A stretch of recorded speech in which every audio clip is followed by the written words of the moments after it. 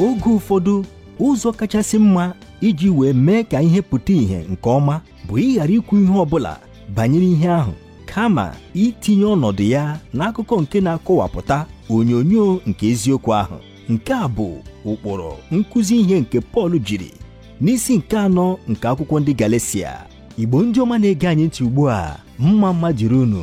N'ebe ntụgharị gị nke ụbọchị taa, onye ozi Chineke Dr. David Jeremiah na-ewetara anyị nkụzi ihe nke isiokwu ya bụ akụkọ ahụ. Ugbu a, ana m arịọ gị ka ị gee ntị dịka ị na-eme nke a, ka onye nwe anyị nọnyere gị n'aha Jizọs. Amen.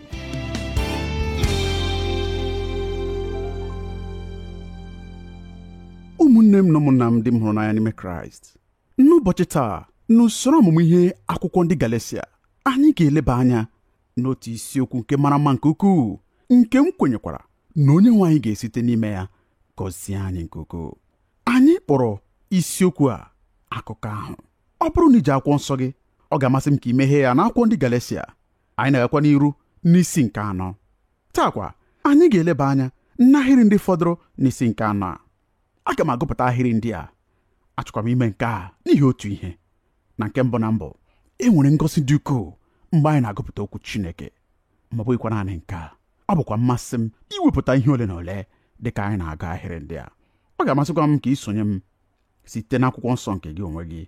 Ndị Galatia isi nke 4 malite n'ahịrị nke 21. Ọ na-asị otu a: gwanụ m, unu ndị na-achọ ịnọ n'okpuru iwu, unu adịghị anụ ihe iwu ahụ kwuru, n'ihi na edewe ya n'akwụkwọ nsọ na Ebraham nwere ụmụ ndị ikom 2, otu site n'oru nwaanyị ahụ, otu sitekwa na nwaanyị ahụ nke nwere onwe ya.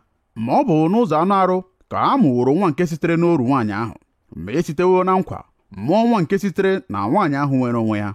Ma e were ihe ndị a maa atụ, n'ihi na ndị inyom 2 ndị a bụ ọgbụgba ndụ 2. Otu si n'ugwu Sinai pụta na-amụ ụmụ ya nye n'oru nwaanyị ahụ bụ Haga, n'ihi na Sinai nke a bụ ugwu dị na Arabia, ya na Jerusalem nke dị ugbu a kwụkwa, n'ihi na ọ nọ n'oru ya na ụmụ ya. Ma Jerusalem nke dị n'elu nwere onwe ya, ya onwe ya bụkwa nne anyị, n'ihi na edewo ya n'akwụkwọ nsọ sị, ka obi na-atọ gị ụtọ nwaanyị aga nke na-adịghị amụ nwa, tiwa mkpu ọṅụ, tikwa mkpu gị onye ime na-adịghị eme, n'ihi na ụmụ nke nwaanyị a rapụrụ naanị ya dị ọtụtụ karịa ụmụ nke nwaanyị ahụ nwere di. Ma anyị onwe anyị, ụmụnna m, bụ ụmụ nke nkwa dịka Aịzik, ma dịka onye a mụrụ n'ụzọ anụ arụ sogburu onye a mụrụ n'ụzọ mmụọ nsọ mgbe ahụ. Ọ bụ na otu a ka ọ dị ugbu a. Otu ọ dị, gịnị ka ihe edeworo n'akwụkwọ nsọ na-ekwu?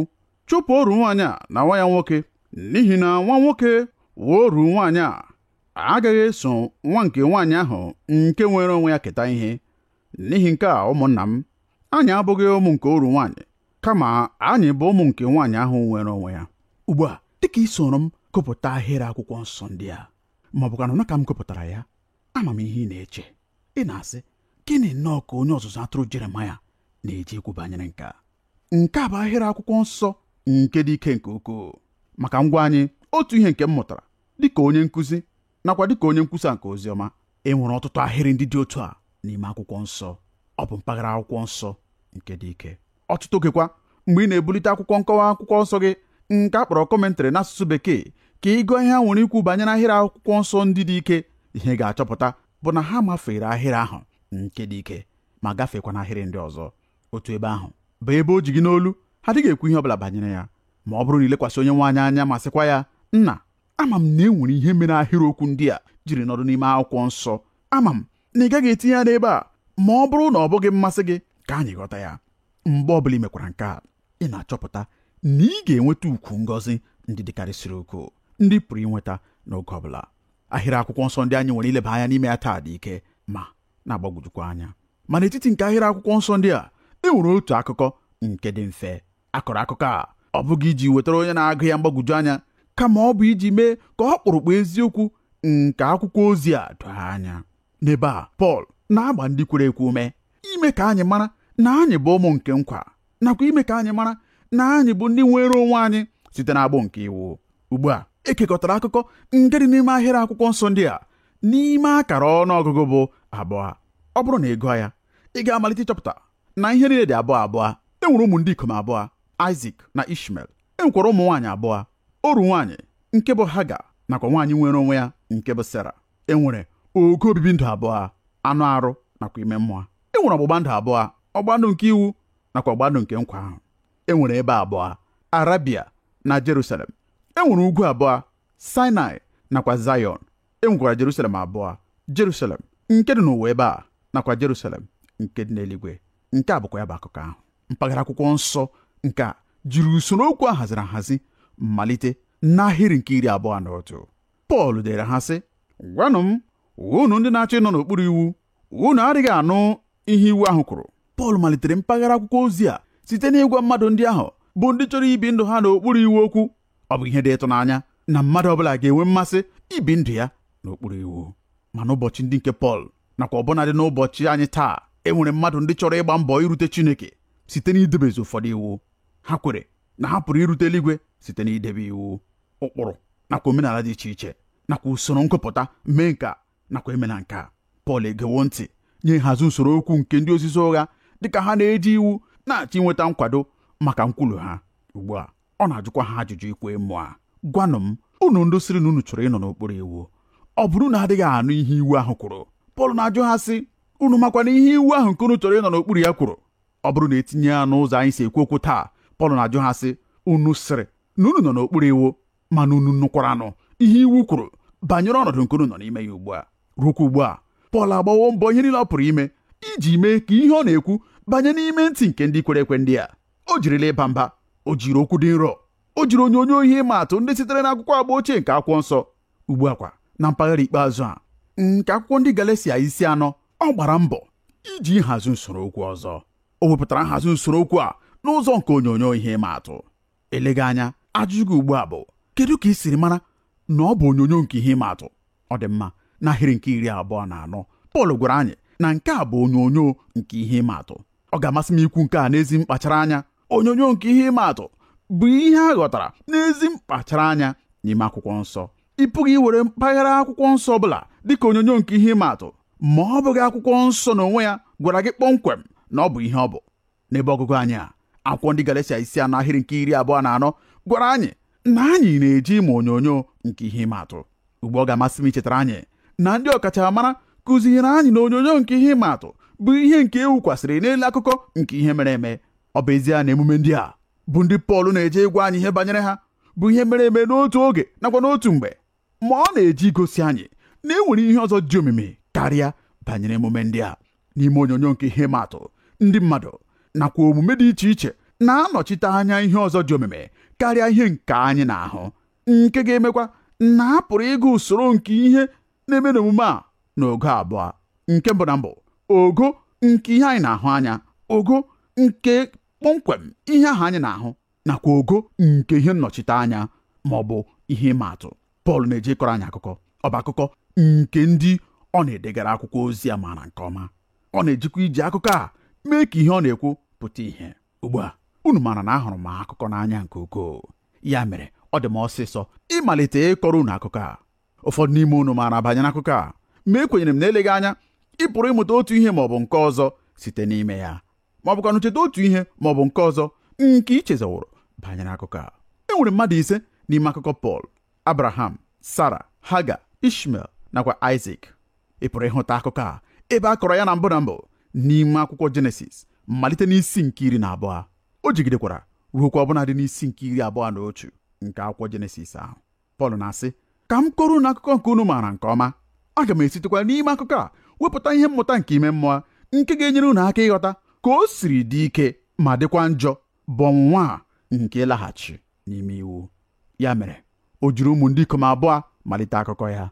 Nke a bụ n'ahịrị nke 22. Ọ sị, n'ihi na ya edewo ya n'akwụkwọ nsọ na Abraham nwere ụmụ ndị ikom abụọ, otu site n'oru nwaanyị ahụ, otu sitekwa na nwaanyị ahụ nke nwere onwe ya.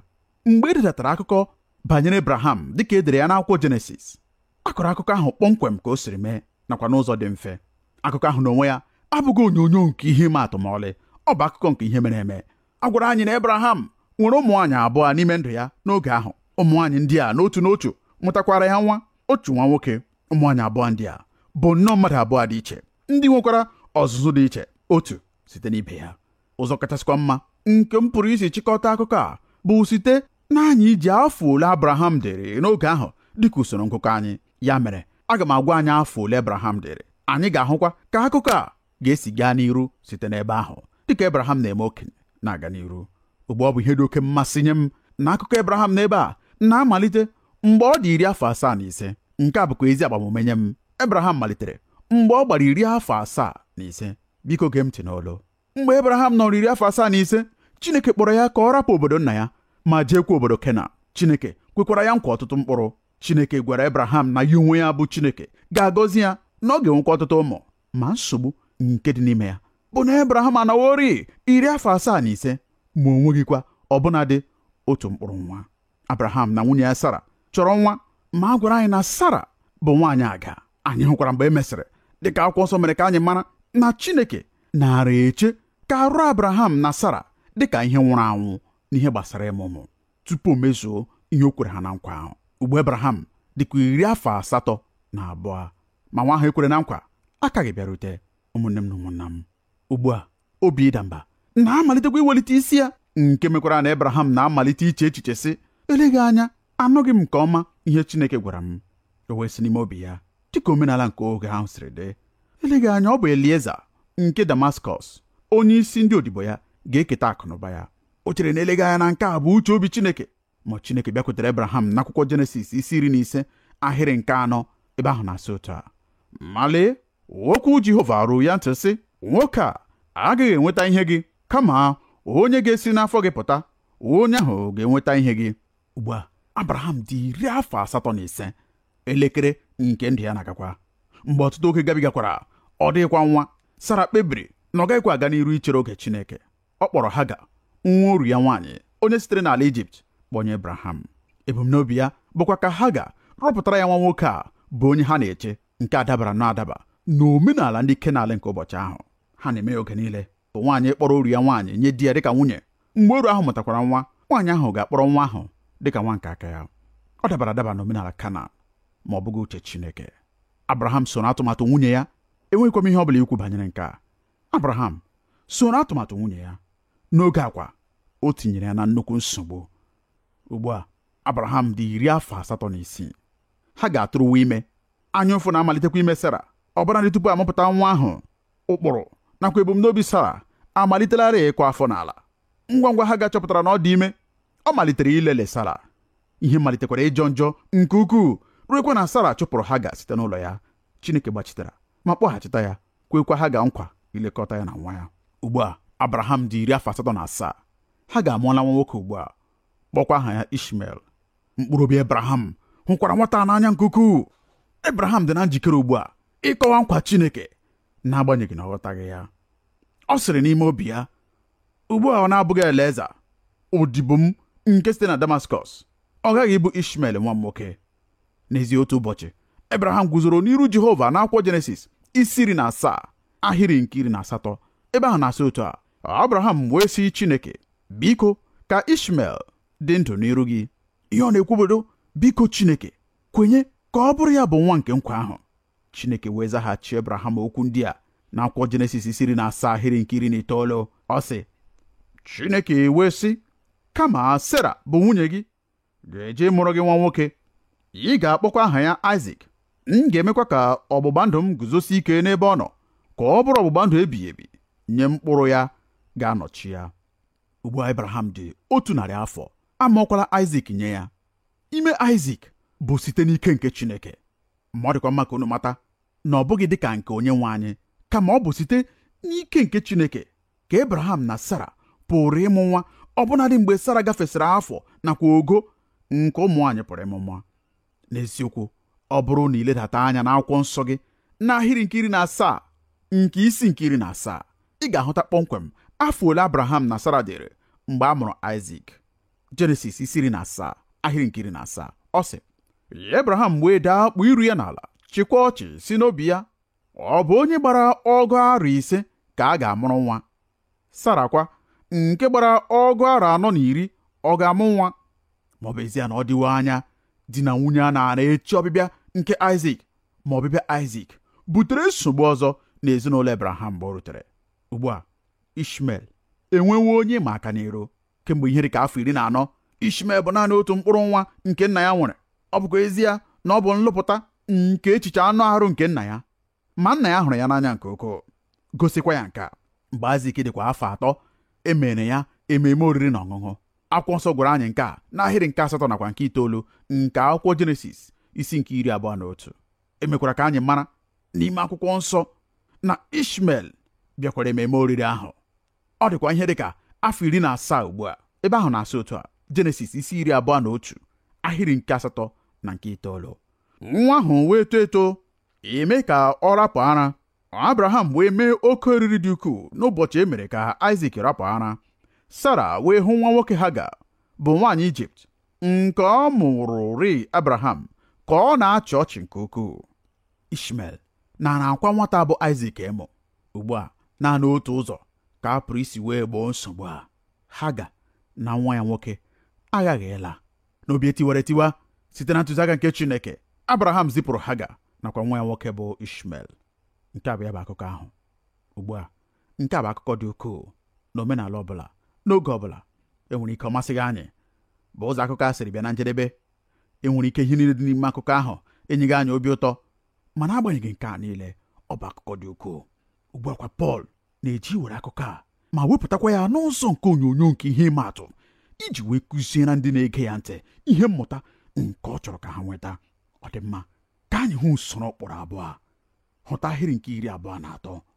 Ọ sị, ma ọ bụ n'ụzọ anụ arụ ka a mụworo nwa nke sitere n'oru nwaanyị ahụ, ma ya esitewo na nkwa mụọ nwa nke sitere na nwaanyị ahụ nwere onwe ya. Mata ugbu a na nke a abụghị naanị ikwu banyere ọnọdụ obibi ndụ ụmụ nwaanyị abụọ ndị a. Pọl adịghịkwa ekwu naanị banyere anụ arụ nke ihe nke a na-ahụ anya. Pọl na-ekwu banyere atụmatụ banyere ọmụmụ nke Ishmel nke Sara tụpụtara. Abraham tinyekwara ya n'ọlụ. Atụmatụ a sitere n'ọchịchọ nakwa agụ obi na-ezighị ezi, enweghị ndidi nakwa adịghị na njikere ichere nkwa Chineke. Mmejupụta ya bụkwa site n'ọlụ aka nke mmadụ. Chineke adịghịkwa n'ime ya ma ọlị. Ọ bụ nke a mere o ji bụrụ anụ arụ. Aka Chineke adịghị na ya ma ọlị. Ọmụmụ Ishmel na-anọchite anya atụmatụ nakwa ụzọ nke mmadụ, ihe mmadụ pụrụ ime. Ma ọmụmụ nke Aịzik dị nnọọ iche. Nne na nna ya bụ Abraham na Sara agafeworị ogo nakwa afọ nke ịmụ nwa. Ọmụmụ ya bụ ihe ịrịba ama. Ọmụmụ Aịzik na-anọchite anya ụzọ nakwa atụmatụ nke Chineke. N'ime akwụkwọ ozi anyị ndị Rom, Pọl siri otu akọwaa ya. Ndị Rom isi 4 malite n'ahịrị nke 19 ruo na nke 22, ọ na-asị otu a: o wee tụgharịa uche na arụ nke onwe ya nke nwụrọrị, ebe ọ gbara ihe dịka 5 tụgharịakwa uche na akpa nwa Sara na ọ bụ ihe nwụrụ anwụ, ma emeghị ya ka ọ ghara ịdị ike n'okwukwe ya. O jikwa ekwe nwee obi abụọ n'ebe nkwa Chineke dị, kama ejiri okwukwe ya mee ka o nwee ike. Ọ na-enyekwa Chineke otito, na-ekwezukwa na ihe o kwerereghị na nkwa ọ pụrụ imekwa. N'ihi ya a gụkwara ya nye ya dịka ezi omume. Ya mere ọmụmụ Ishmel bụ onyonyo nke ịgba mbọ nke ike onwe nke okpukperechi nakwa ọrụ na dị iche iche nke ezi omume onwe. Ma ọmụmụ nke Aịzik bụ onyonyo ihe ịmatụ nke ụzọ nke okwukwe nke bụ ụzọ nke Chineke. Ụmụ ndị ikom abụọ nakwa usoro ụkpụrụ abụọ. Ma ugbu a hụtara nke 3, ihe ịmatụ abụọ. Nke a bụ malite n'ahịrị nke 24 ruokwa na nke 27. Dịka Pọl siri kwuo, oru nwaanyị ahụ bụ Haga nakwa nwaanyị ahụ nwere onwe ya bụ Sara bụ onyonyo ihe ịma atụ nke ọgbụgba ndụ abụọ. Haga na nwa ya nwoke bụ Ishmel na-anọchite anya ọgbụgba ndụ nke iwu nakwa ọrụ ihe dị iche iche nke ezi omume onwe. Sara na Aịzik na-anọchite anya ọgbụgba ndụ nke amara na nke okwukwe. Ugbu a cheta, Pọl na-ekwu banyere iwu n'ihi na ndị ozizi ụgha ndị a na-agba mbọ ịfanye mmadụ niile iwu n'ime nkọlọ n'ihi ebumnobi nke na-ezighị ezi.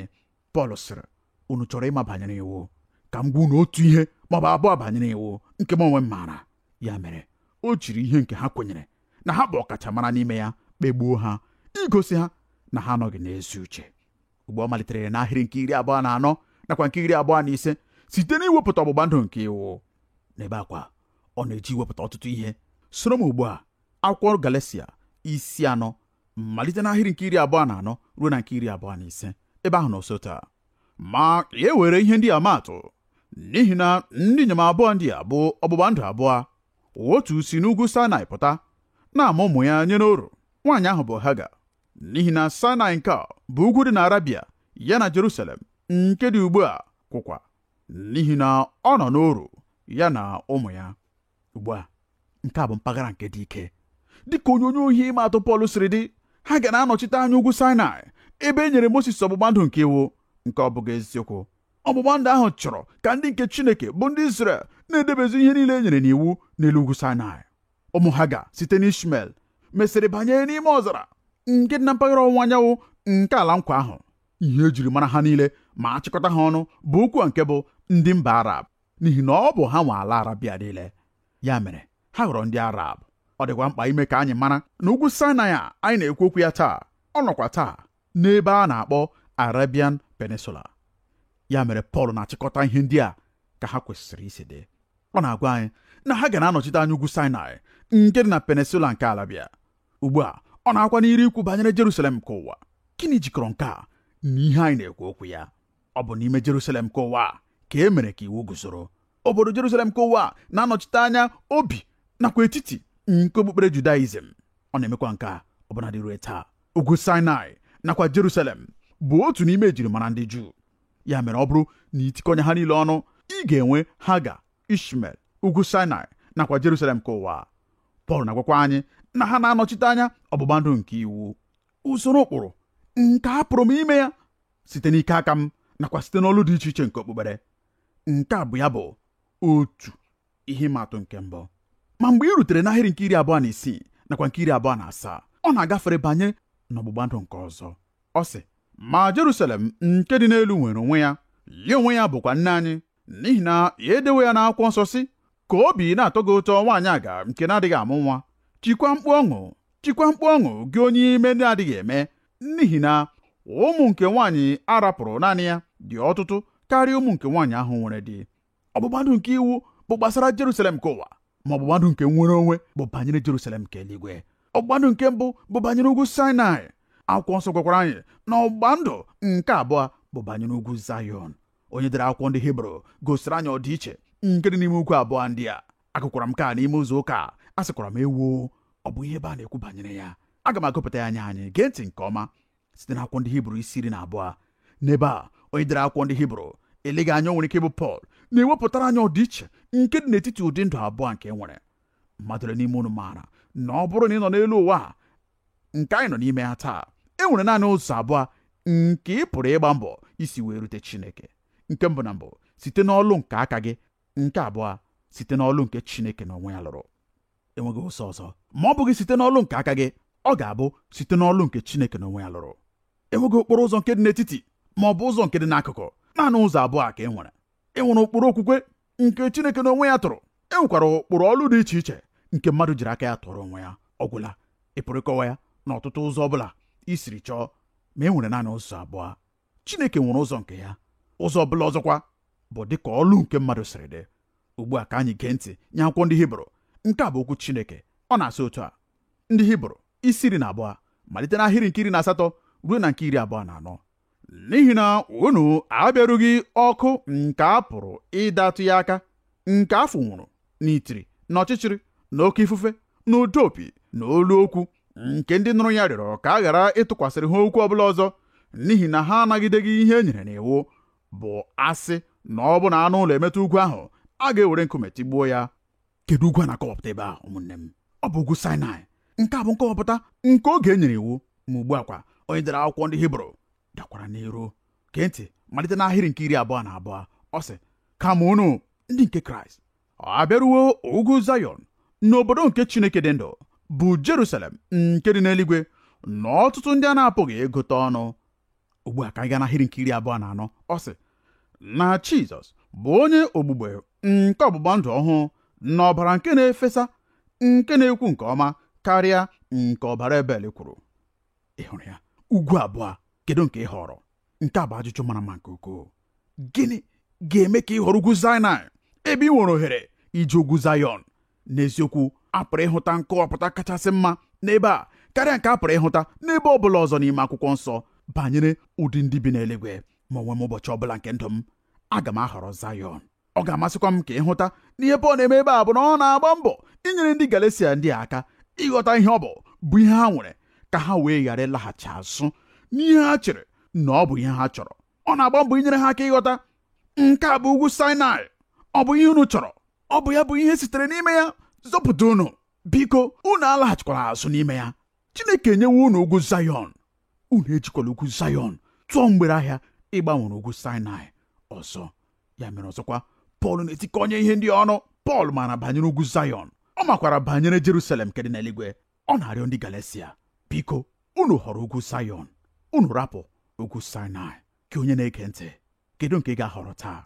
Ị ga-ahọrọ ugwu Sinai ka ị ga-ahọrọ ugwu Zayọn? Arịọ m gị, họrọ ugwu Zayọn, n'ihi na ọ bụ ebe ahụ ka Chineke dị ndụ nọ. Ọ bụkwa n'ebe ahụ ka e nwere Jizọs, onye ogbugbo nke ọgbụgba ndụ ọhụrụ, na ọbara nke mfesa nke na-ekwu nke ọma karịa nke ọbara Ebel kwuru. Ọ na-echekwa gị ugbu a ịsachapụ mmehie gị niile. Ọ na-eche gị ugbu a ịnabata gị n'okpuru amara ya. Ka onye m gosi unu n'aha Jizọs. Amen.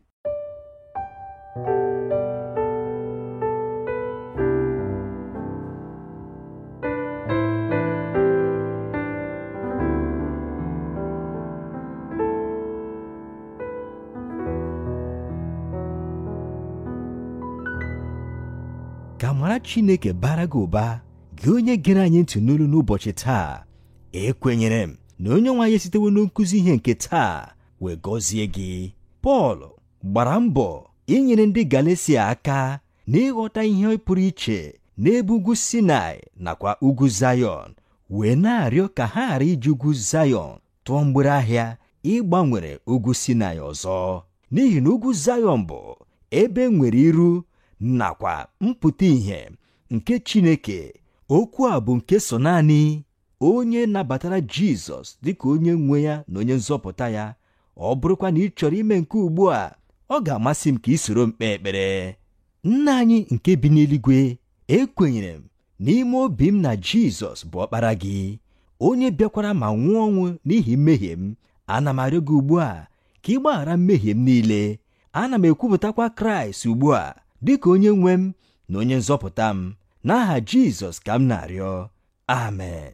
Ọ bụrụ na ị kpere ekpere a, ọ ga-amasị m ka ị chọọ nzukọ Kraịst, ndị kwere na Kraịst nakwa n'okwu Chineke. Ha ga-emekwa ka ị mara ihe ndị ọzọ nke ị kwesịrị ime maka ito eto na Kraịst. Ọ bụrụ na nkụzi ihe a gọziri gị, ọ ga-amasịkwa m ka ị nọnyere anyị n'agba nke abụọ ya. Ka onye nwe anyị gaa n'ihu n'ịwụso na amara ya na ngọzi ya n'aha Jizọs, amen. Ekele dịrị gị, gị onye nyere anyị ohere ịnọnyere gị n'ebe ntụgharị gị nke ụbọchị taa. Ọ bụrụ na ị chọrọ ịkpọtụrụ anyị, ị pụrụ ime nke a site n'ịkpọtụrụ anyị n'eriri igwe telefon 234-806-502-4477. Ọzọ 234-806-502-4477, maọbụ site n'izitere anyị ozi email na twr2131@yahoo.fr, maọbụkwa site n'idetere anyị akwụkwọ ozi n'olu ndị Igbo Radio Elwa, P.O. Box 12540, Aba, Abia Steeti nke Nigeria. Ka amara nke Chineke gaa n'iru n'ịba ụba nye gị n'aha Jizọs, amen.